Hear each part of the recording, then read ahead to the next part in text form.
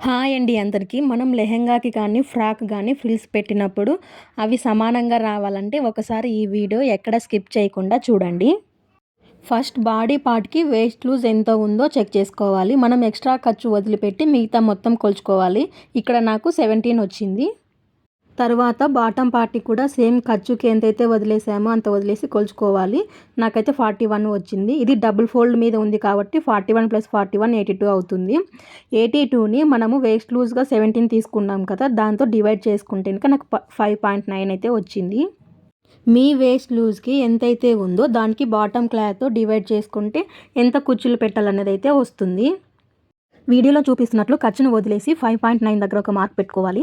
తర్వాత 1 దగ్గర కూడా ఒక మార్క్ పెట్టుకోవాలి. వీడియోలో చూపిస్తున్నట్లు కుచ్చు పెట్టుకోవాలి. ఇలా మీకు ఇబ్బందిగా ఉంటే ఫ్లోర్ మీద ముందే కుచ్చు పెట్టుకొని సేఫ్టీ పిన్స్ పెట్టుకుంటే ఈజీగా ఉంటుంది. చూడండి, ఫ్రిల్స్ అన్నీ సమానంగా వచ్చాయి. ఈ వీడియో కనుక నచ్చినట్లయితే లైక్ చేయండి.